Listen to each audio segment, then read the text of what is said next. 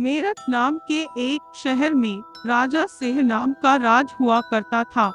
वो हमेशा अपनी प्रजा के हित में कार्य किया करते थे। वहाँ की प्रजा बहुत खुश रहती थी। एक दिन गिद्ध आकाश में भूतिया पेड़ के बीज लेकर उड़ रहा था। जैसे ही गिद्ध मेरठ पहुंचा, तो उसके मुंह से एकदम बीज मेरठ शहर के बीचों बीच गिर गया। बीज भूतिया था, इसलिए अगले ही दिन वो पौधा बन गया। वहाँ के स्थानीय निवासियों ने जब पौधे को देखा तो हैरान रह गए, क्योंकि पौधे का रंग काला था। बाद में लोगों ने आपस में चर्चा की और यह समझा कि खेत में उगने वाला कोई घास पात या वनस्पति होगी। दूसरे दिन वो पौधा काफी बड़ा हो गया। लोगों को और ज्यादा दुविधा हुई कि एक ही दिन में ये पौधा इतना बड़ा कैसे हो गया।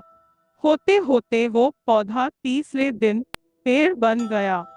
समय बिता और लोग भी तेजी से बढ़ने वाले पौधे के बारे में सोच सोच कर परेशान हो रहे थे। वो इस मामले को राजा के पास लेकर गए। ऐसे जादुई पौधे का पता चलते ही राजा तुरंत उस जगह पर पहुंच गए। राजा को जैसे ही पता चला कि एक काले रंग का पौधा 3 दिन में पेड़ बना है, तो वो भी उस पेड़ को हैरानी से देखने लगे। राजा उस पेड़ के पास चौथे दिन पहुंचे थे और तब तक पेड़ और बड़ा हो चुका था।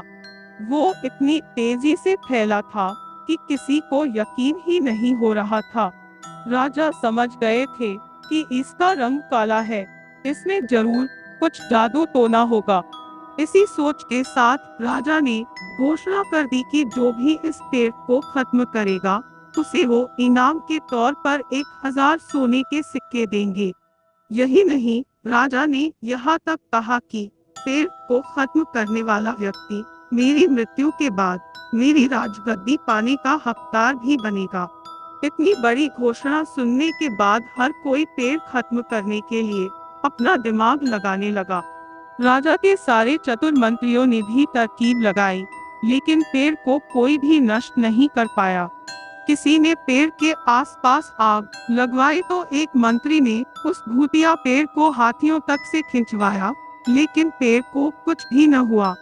अब लोगों के मन में डर बैठ गया और उन्हें लगा कि पक्का यह ऐसा वैसा नहीं, बल्कि भूतिया पेड़ है। तभी उस गांव के एक समझदार व्यक्ति को राजा की घोषणा का पता लगा। जानकारी मिलते ही वह अपने गुरु के पास भूतिया पेड़ से जुड़े रहस्य को जानने के लिए पहुंच गया। नमक डालने के एक दिन बाद ही पेड़ का आकार कुछ कम हुआ। होते होते 5वें दिन तक पेड़ एकदम छोटा हो गया। उसके बाद गलकर वो गायब ही हो गया। उस व्यक्ति की तरकीब काम कर गई और राजा ने खुश होकर उसे इनाम की 1000 सोने की मोहर पहले दी। उसके बाद एक पत्र दिया, जिसमें लिखा था कि वो राजा के मरने के बाद उनकी गद्दी को संभालेगा। वो समझदार व्यक्ति खुश होकर अपने घर चला गया। कहानी से सीख, ऐसी कोई मुसीबत नहीं होती जिसका समाधान न किया जा सके। जरूरत है तो बस धैर्य और समझदारी की।